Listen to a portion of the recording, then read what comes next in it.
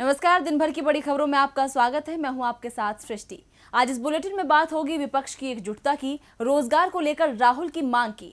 जानेंगे कि सिंधिया से क्यों नाराज है बीजेपी के दिग्गज, बिहार में क्या है चुनाव की तैयारी और सरकारी जमीन को लेकर क्या है सरकार की नई चाल, और आखिर में बात फंड की कमी से जूझ रही योजनाओं की। लेकिन तमाम बड़ी खबरों से पहले एक नजर दिन भर की सुर्खियों पर। जेईई और नीट परीक्षा पर सुप्रीम कोर्ट का फैसला, नहीं टलेंगी जी और नीट की परीक्षा। सुप्रीम कोर्ट ने खारिज की 6 राज्यों की पुनर्विचार याचिका। अब राजस्थान में भी स्थानीय लोगों को मिलेगी नौकरी में प्राथमिकता, सीएम गहलोत का बयान। जब अन्य राज्य इस तरह के कानून बना सकते हैं तो राजस्थान क्यों नहीं, अधिकारियों को दिए निर्देश, जल्दी तैयार करें इस संबंध में कानून।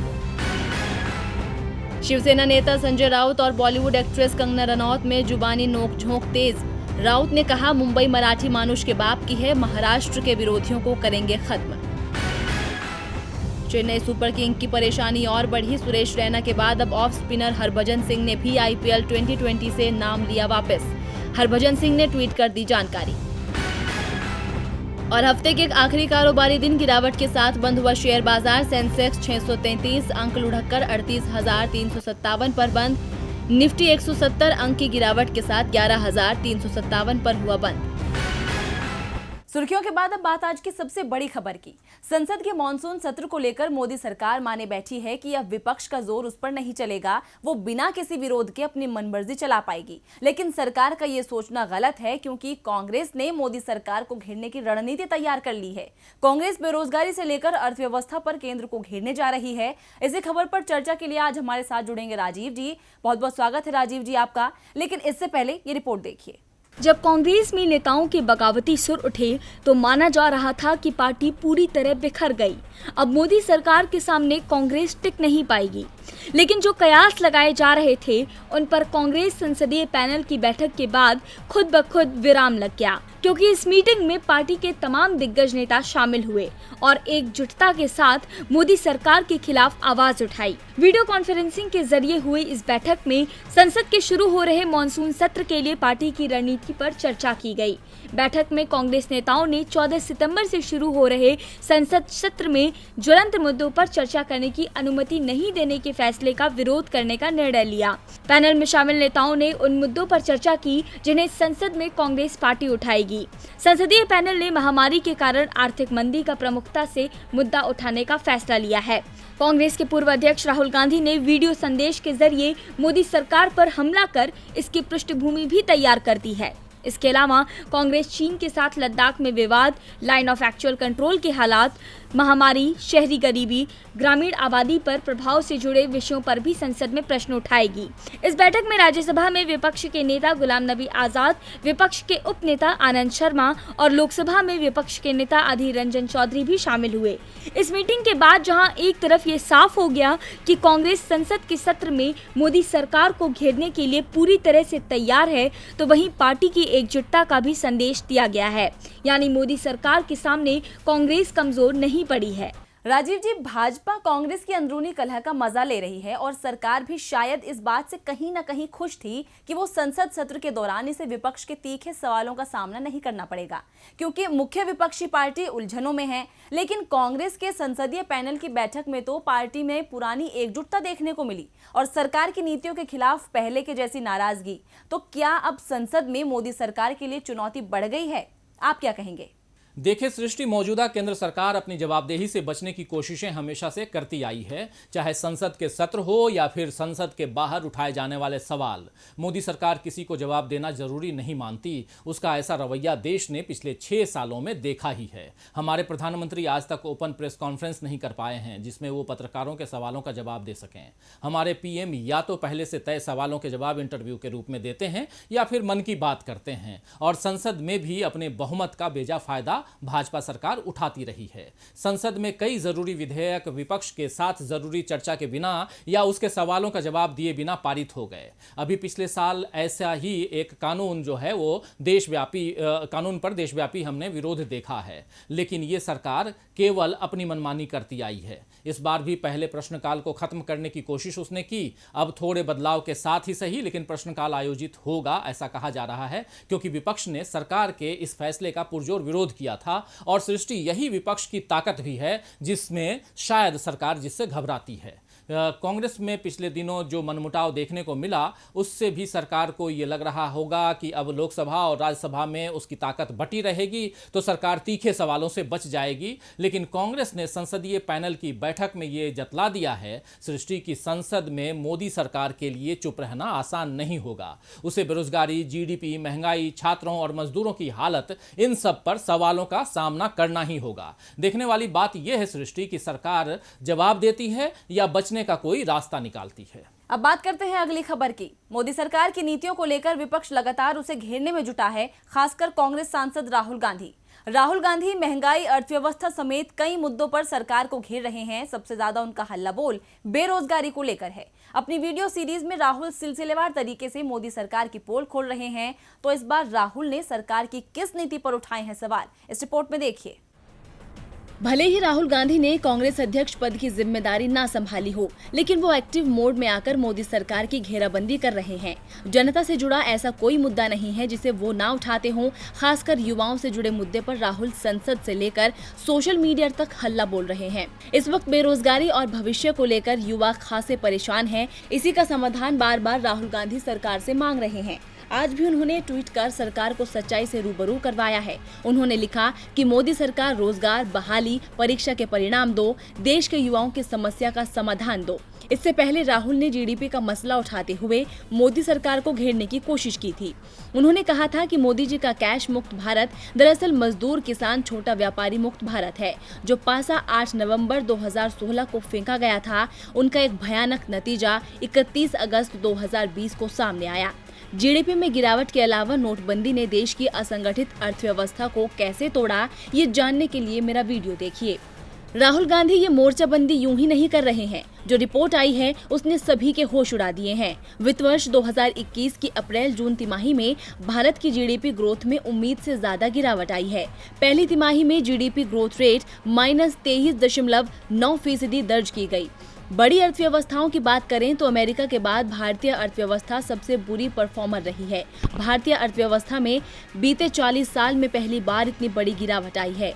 ये तो केवल जीडीपी के आंकड़े हैं। बेरोजगारी ने तो हाहाकार ही मचा दिया है। Centre for monitoring Indian economy की रिपोर्ट बताती है कि अगस्त में बेरोजगारी की दर बढ़ी है। आंकड़ों के मुताबिक अगस्त में बेरोजगारी दर 8.35% दर्ज की गई, जबकि पिछले महीने जुलाई में इससे कम 7.43% थी।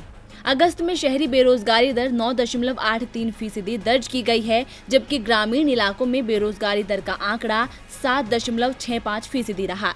जुलाई में शहरी बेरोजगारी दर 9.15% थी और ग्रामीण बेरोजगारी दर 6.6% थी। अब जब अर्थव्यवस्था से लेकर बेरोजगारी के आंकड़े ऐसे सामने आएंगे तो भला विपक्ष कैसे शांत बैठेगा? ऐसे में सवाल उठता है कि क्या जनता की गुहार सुनेगी सरकार?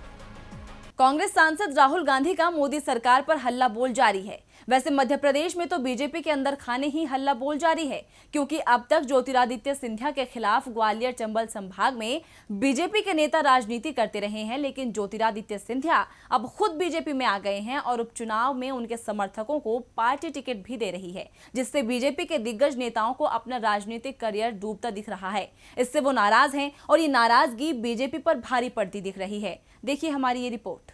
मध्य प्रदेश के सीएम शिवराज सिंह चौहान, केंद्रीय मंत्री नरेंद्र सिंह तोमर और प्रदेश बीजेपी अध्यक्ष बीडी शर्मा आजकल ग्वालियर में ही डेरा डाले हुए हैं। निशाने पर प्रदेश की 27 विधानसभा सीटें हैं, जिनमें से सबसे ज्यादा 16 ग्वालियर चंबल संभाग की है। टिकट सिंधिया समर्थक उन नेताओं को मिलना है जो विधानसभा की सदस्यता से त्यागपत्र देकर बीजेपी में शामिल हुए हैं। लेकिन इससे बीजेपी के वो दिग्गज नेता नाराज हैं जो लगातार इन सीटों से जीतते रहे हैं जहां उपचुनाव होने हैं। 2018 के विधानसभा चुनावों में बदलाव की लहर का सबसे ज्यादा असर ग्वालियर चंबल संभाग में ही दिखा था, इसलिए वो कांग्रेस के हाथों हार गए थे। अब जिन कांग्रेसी नेताओं ने उन्हें हराया था वो बीजेपी में हैं और बीजेपी के टिकट पर चुनाव लड़ने की तैयारी में है। ऐसे में बीजेपी के कई दिग्गज नेताओं को अपना राजनीतिक भविष्य अंधेरे में दिखाई दे रहा है, जिससे वो बगावत की राह पर चलते दिख रहे हैं और अपनी नाराजगी का खुलकर इजहार भी कर रहे हैं। इसमें सबसे ऊपर नाम है जयभान सिंह पवैया का, जो शिवराज की पिछली सरकार में मंत्री भी थे, लेकिन 2018 में प्रद्युम्न सिंह तोमर से हार गए थे। तोमर अब बीजेपी में शामिल हो गए हैं और जाहिर सी बात है कि पार्टी उन्हें टिकट भी दे रही है, जिससे पवैया नाराज हैं। पवैया को बीजेपी में सिंधिया परिवार का सबसे बड़ा विरोधी भी माना जाता है, जिसका ग्वालियर में अच्छा खासा प्रभाव भी है। पवैया खुलकर बोल तो नहीं रहे, लेकिन ट्वीट कर अपनी मंशा जरूर जाहिर कर रहे हैं। और उनका एक ट्वीट जिसने बीजेपी की नींद उड़ा दी है। उन्होंने कहा कि सांप की 2 जीभ होती है और आदमी की एक। सौभाग्य से हम मनुष्य हैं। राजनीति में वक्त के साथ दोस्त दुश्मन बदल सकते हैं, पर मेरे लिए सैद्धांतिक तौर पर कल जो मुद्दे थे वे आज भी हैं। जय श्री राम। अब पवैया ने सांप किसे कहा, क्यों कहा, इसके कई तरह के राजनीतिक मायने निकाले जा रहे हैं। इसके बाद जयभान को मनाने के लिए शिवराज, बीडी शर्मा, नरोत्तम मिश्रा के साथ खुद ज्योतिरादित्य सिंधिया भी कोशिश कर चुके हैं, लेकिन फिलहाल पवैया सिंधिया के साथ मंच साझा करने को तैयार नहीं है। नाराज नेताओं की फेहरिस्त में लाल सिंह आर्य, माया सिंह, रुस्तम सिंह और अनूप मिश्रा सहित कई लोगों के नाम भी शामिल है और इनमें से कई नेताओं के पूर्व सीएम कमलनाथ के संपर्क में होने की भी खबर है, जिसने बीजेपी की नींद उड़ा रखी है। ऐसे में यदि बीजेपी के अंदर नाराजगी बढ़ती रही तो ग्वालियर चंबल संभाग की 16 सीटों पर पार्टी की राह मुश्किल हो जाएगी। बीजेपी नेताओं की नाराजगी क्या गुल खिलाएगी, ये उपचुनाव के परिणाम बताएंगे, लेकिन बिहार के चुनाव परिणाम क्या होंगे और किसके पक्ष में बाजी जाएगी, ये सवाल अभी सबसे बड़ा है। और अब चुनाव आयोग ने साफ कर दिया है कि वो समय पर ही चुनाव कराएगा और बिहार विधानसभा चुनाव के साथ ही उपचुनावों की तारीखों का भी ऐलान कर दिया जाएगा। बिहार विधानसभा का कार्यकाल 29 नवम्बर तक खत्म हो रहा है, इसलिए चुनाव की पूरी प्रक्रिया 20 नवम्बर तक पूरी कर ली जाएगी। देखिए हमारी ये रिपोर्ट। केंद्रीय चुनाव आयोग ने एक बार फिर ये साफ कर दिया है कि बिहार में विधानसभा चुनाव टालने की उसकी कोई योजना नहीं है। आयोग पूरी तरह से चुनाव के लिए तैयार है। बिहार चुनाव के साथ ही 1 लोकसभा और 64 विधानसभा सीटों पर भी उपचुनाव कराए जाएंगे, जिसमें सबसे ज्यादा 27 विधानसभा सीटें मध्य प्रदेश की हैं। आयोग की ओर से ये कहा गया है कि सही वक्त आने पर चुनाव की तारीखों का ऐलान कर दिया जाएगा। बिहार में इस बार 4 चरणों में चुनाव कराए जा सकते हैं। इस कारण पूरी चुनाव प्रक्रिया से निपटने में करीब 50 दिन का समय लग सकता है। इसीलिए चुनाव आयोग की ओर से ये संकेत मिले हैं कि सितंबर माह के अंत तक चुनाव को लेकर अधिसूचना जारी हो सकती है। आयोग की ओर से चुनाव प्रचार के लिए दिशा निर्देश भी जारी किए गए हैं, जिसके अनुसार उम्मीदवार ऑनलाइन नामांकन दाखिल कर सकते हैं। जमानत राशि भी ऑनलाइन जमा की जा सकती है। उम्मीदवार के साथ केवल 5 लोग ही प्रचार के लिए जा सकते हैं। जनसभा या रैली आयोजित करने की इजाजत केंद्रीय स्वास्थ्य मंत्रालय की गाइडलाइन को ध्यान में रखकर दी जाएगी। मतदान के दौरान बूथ पर mask, hand sanitiser, thermal scanner, gloves, face shield और पीपीई किट का इस्तेमाल अनिवार्य होगा। मतदाताओं को मतदान देने से पहले हैंड ग्लव्स दिए जाएंगे। आयोग की तरफ से ये साफ कर दिया गया है कि विपक्ष भले ही स्वास्थ्य मुसीबत को लेकर कोई भी तर्क दे, लेकिन आयोग का काम चुनाव कराना है और वो तय समय पर ही चुनाव कराएगा। बिहार चुनाव का समय नजदीक है तो सभी दल जोर आजमाइश में लगे हुए हैं, लेकिन उत्तर प्रदेश विधानसभा चुनाव में अभी काफी वक्त है। फिर भी राजनीतिक दल अभी से सियासी बिसात बिछाने में लगे हैं। एक तरफ बीजेपी राम नाम के सहारे ब्राह्मण वोट बैंक को अपनी तरफ खींच रही है, तो वहीं कांग्रेस और सपा की नजर मुसलमानों पर है। ये दोनों दल डॉक्टर के सहारे अपनी नैया पार करने की जुगत में है। सियासत में राजनीतिक दल कोई भी काम अपना नफा नुकसान देखे बिना नहीं करते हैं। उत्तर प्रदेश में बीजेपी ने डॉक्टर कफील खान से खुद को नुकसान होता देख उन्हें निशाना बनाया और अब विपक्ष को खान में अपना नफा नजर आ रहा है। इसीलिए कांग्रेस से लेकर सपा तक उन्हें अपने पाले में लाने में जुट गए हैं। अखिलेश यादव की समाजवादी पार्टी ने कफील खान को साइकिल की सवारी कराने के लिए पहले उनके भाई को मनाना शुरू कर दिया है। सूत्रों की माने तो कफील खान के भाई कासिफ जमाल सपा नेता अखिलेश यादव के संपर्क में है। इन दिनों कासिफ भी कफील खान के साथ जयपुर में है। यही वजह है कि डॉक्टर कफील खान प्रियंका के साथ साथ अखिलेश यादव का भी धन्यवाद कर रहे हैं। सपा प्रवक्ता और पूर्व मंत्री अताउर रहमान कहते हैं कि डॉक्टर कफील खान सपा में आते हैं तो हम उनका स्वागत करेंगे। सूबे में सपा ही योगी सरकार के खिलाफ मजबूती से लड़ रही है। कफील खान की रिहाई के लिए कांग्रेस ने सिर्फ बयानबाजी करने का काम किया है, असल लड़ाई तो सपा नेताओं ने लड़ी है। कांग्रेस का ना तो सूबे में कोई जनाधार है और ना ही संगठन। कफील खान सपा में आते हैं तो निश्चित तौर पर उन्हें एक राजनीतिक मजबूत ताकत मिलेगी। अब सपा तो खान को खासम खास बनाने में लगी है, कोई कमी नहीं छोड़ रही है, लेकिन कफील इस वक्त कांग्रेस के करीब आते नजर आ रहे हैं। डॉक्टर कफील खान को मथुरा जेल के गेट से लेकर जयपुर तक ले जाने का काम कांग्रेस नेताओं ने किया है। यही नहीं, कफील खान कांग्रेस महासचिव प्रियंका गांधी के संपर्क में हैं। प्रियंका गांधी की सलाह पर ही वो राजस्थान गए हैं, जहां कांग्रेस सरकार है। इस बात को कफील खान खुद भी स्वीकार कर रहे हैं कि प्रियंका गांधी ने उनकी मदद की है और उनके कहने पर जयपुर आए हैं। वो कहते हैं कि राजस्थान में कांग्रेस की सरकार है, इसलिए हम यहाँ सुरक्षित रह सकते हैं। हमारे परिवार को भी ऐसा ही लग रहा है, क्योंकि यूपी जाएंगे तो कोई न कोई केस लगाकर फिर हमें जेल में डाल दिया जाएगा। बीजेपी के खिलाफ कफील खान के इस विरोध को कांग्रेस अपना हथियार बनाना चाहती है। इसके पीछे की वजह है यूपी में मुस्लिम वोटर्स। आपको बता दें कि उत्तर प्रदेश में करीब 20% मुस्लिम वोटर हैं। सूबे की 403 विधानसभा सीटों में से 143 सीटें मुस्लिम प्रभावित मानी जाती है। इनमें से 70 सीटों पर मुस्लिम आबादी 20 से 30% के बीच है, जबकि 73 सीटें ऐसी हैं जहां मुसलमान 30% से ज्यादा है। सपा जब 2012 में सत्ता में आई थी तो उसे मुस्लिम बहुल 72 सीटों पर जीत मिली थी। वहीं 2017 में मुस्लिम बहुल सीटों पर बीजेपी कमल खिलाने में कामयाब रही थी, जबकि कांग्रेस मुस्लिम सीट पर खाता भी नहीं खोल सकी थी। ऐसे में अब कांग्रेस की नजर मुस्लिम वोट बैंक पर है और वो कफील खान के जरिए साधने की रणनीति पर काम कर रही है। लेकिन कफील ने अभी अपने पत्ते खोले नहीं है कि वो किस सियासी दल का साथ देंगे। ये दौर ऐसा है जहां सबको डॉक्टर की जरूरत है और डॉक्टर हमारा ख्याल रखते हैं तो हमें भी उनका ख्याल रखना चाहिए। लेकिन लगता है मोदी सरकार को निजी कंपनियों का ख्याल ज्यादा है, तभी तो वो निजीकरण को बढ़ावा दे रही है। बड़ी बड़ी सरकारी कंपनियां जो मुनाफे में चल रही हैं, उन्हें तो निजी हाथों में सौंपा ही जा रहा है। अब और सरकारी जमीन को भी निजी हाथों में सौंपने की तैयारी शुरू हो गई है। इसके लिए एक एजेंसी का गठन भी किया जा रहा है। तो इस रिपोर्ट के जरिए जानते हैं कि क्या है सरकार की चाल।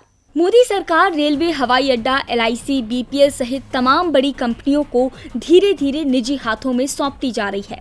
अब सरकार ने एक साथ कई कंपनियों को बेचने की तैयारी कर ली है और कहा जा रहा है कि जिन कंपनियों को बेचा जाएगा वो या तो घाटे में चल रही हैं या उसकी हालत बहुत खराब हो चुकी है और वो बंद होने की कगार पर हैं। सरकार ऐसी कंपनियों को ही बेचने की तैयारी में नहीं, बल्कि इन कंपनियों के पास जो बेशकीमती जमीनें हैं उसे भी बेचने की तैयारी में है। यानी कंपनी खरीदने में अगर किसी ने दिलचस्पी नहीं दिखाई तो सरकार कंपनी की बिल्डिंग और मशीनरी तक बेच देगी। यानी साफ है कि कई लोगों की नौकरियां अब मुश्किल में फंसने वाली हैं। सरकार ने इसके लिए नया प्लान तैयार किया है। सरकारी जमीन बेचने के लिए लैंड मैनेजमेंट एजेंसी का गठन किया जाएगा, जिसके बाद सभी कंपनियों की जमीन इस एजेंसी पर पहुंच जाएगी। इसके बाद ये एजेंसी बेहतर कीमत पर अलग अलग कंपनियों को जमीन बेचेगी। इस जमीन पर इंडस्ट्री और हाउसिंग दोनों ही तरह के प्रोजेक्ट काम कर सकेंगे। जो जमीन राज्य सरकार से लीज पर ली गई है वो राज्य सरकार को वापस दे दी जाएगी। सरकारी जमीन बेचने को लेकर प्रधानमंत्री कार्यालय में महत्वपूर्ण बैठक भी हो चुकी है और इसके बाद एक प्रस्ताव तैयार किया गया है, जिसे कैबिनेट के पास भेजा जा चुका है और कैबिनेट की अगली बैठक में इस पर मुहर भी लग सकती है। शुरुआत में 1 दर्जन से अधिक कंपनियों की जमीन बेचे जाने की योजना है, जिसमें HOCL, स्कूटर्स इंडिया, BPCL जैसी कंपनियां शामिल हैं। यानी साफ है कि सरकार अब हर चीज को निजी कंपनियों के हाथों में देने की तैयारी कर चुकी है। और बुलेटिन के आखिर में बात फंड की कमी से जूझ रही सरकारी योजनाओं की। मोदी सरकार दावे करती है अन्नदाताओं की दोगुनी आय करने की, लेकिन हकीकत क्या है ये कोई और नहीं बल्कि अन्नदाता ही जान सकता है, क्योंकि आय दोगुनी होना तो दूर की बात है, फिलहाल तो सरकार कृषि योजनाओं के लिए बजट तक नहीं बढ़ा पा रही है। जी हाँ, वित्त मंत्रालय ने कृषि योजनाओं के लिए बजट बढ़ाने से साफ इनकार कर दिया है। देखिए एक रिपोर्ट। देश तो आर्थिक मंदी के दौर से गुजर ही रहा है, वहीं देश की कई प्रमुख कृषि योजनाएं भी फंड की कमी से जूझ रही है और उचित बजट आवंटन नहीं होने के कारण ये योजनाओं किसानों तक सही से पहुंच नहीं पा रही है। इसलिए केंद्रीय कृषि मंत्रालय ने प्रधानमंत्री फसल बीमा योजना, कृषि लोन पर ब्याज सब्सिडी, राज्यों, केंद्र शासित प्रदेशों को सब्सिडी पर दालों का वितरण वाली योजना, प्रधानमंत्री कृषि सिंचाई योजना, बागवानी जैसी कई योजनाओं के बजट में बढ़ोतरी की मांग की थी। लेकिन वित्त मंत्रालय ने तो दलीलों को ना मानते हुए सारी मांगों को सिरे से खारिज कर दिया। केंद्रीय कृषि मंत्रालय ने वित्त मंत्रालय को भेजे गए पत्र में कहा था कि वित्त वर्ष 2020-21 के लिए फसल बीमा योजना का बजट 19,690 करोड़ रुपए तय करने की जरूरत है। साथ ही समय पर किसानों को उनके दावे का भुगतान न किए जाने की तरफ ध्यान दिलाया। यहाँ पर भी कृषि मंत्रालय की इस मांग को खारिज कर दिया गया और वित्त वर्ष 2020-21 के लिए PMFBI का बजट 15,695 करोड़ रखा गया। बता दें कि रबी के सीजन में 2019 और 20 में दावा भुगतान की समय सीमा पूरी होने के करीब 1.5 महीने बाद भी किसानों के 80% दावों का भुगतान नहीं किया गया। इस सीजन में 3,750 करोड़ रुपए का दावा किया गया था, जिसमें से किसानों को सिर्फ 775 करोड़ रुपए का भुगतान किया गया। दरअसल वित्त वर्ष 2019 और 20 के लिए PMFBY के तहत 14,000 करोड़ रुपए का आवंटन किया गया था। इसमें से पहले 6 महीने में सितंबर 2019 तक 9,620 करोड़ रुपए यानी 69% धनराशि खर्च की जा चुकी थी। इसी आधार पर कृषि मंत्रालय ने वित्त वर्ष 2019-20 के बजट को भी 14,000 करोड़ रुपए से बढ़ाकर 20,465 करोड़ रुपए करने की मांग की थी, लेकिन वित्त मंत्रालय ने इसे और कम करके 13,640 करोड़ रुपए कर दिया। गौरतलब है कि कृषि मंत्रालय ने किसानों को लाभकारी मूल्य देने वाली योजनाओं और प्रधानमंत्री अन्नदाता आय संरक्षण योजना का बजट बढ़ाने की मांग की थी, लेकिन वित्त मंत्रालय ने इसे खारिज करते हुए वित्त वर्ष 2020 और 21 के लिए इनका बजट पिछले साल दिए गए बजट से भी कम रखा। अब समय पर दावों का भुगतान न होने पर किसानों को दोहरी मार पड़ती है। प्राकृतिक कारणों के चलते पिछली फसल तो बर्बाद होती ही है, साथ ही भुगतान ना होने के कारण पैसे की कमी के चलते किसान अपनी अगली फसल सही से नहीं लगा पाता है और वित्त मंत्रालय है कि कटौती पर कटौती किए जा रहा है। अब ऐसे में सवाल उठता है कि किसान सरकार से क्या उम्मीद रखे, क्योंकि तंगी की हालत में तो आत्मनिर्भर बनना भी किसी चुनौती से कम नहीं है। तो फिलहाल दिन भर की बड़ी खबरों में इतना ही। देखते रहिए DB लाइव। नमस्कार।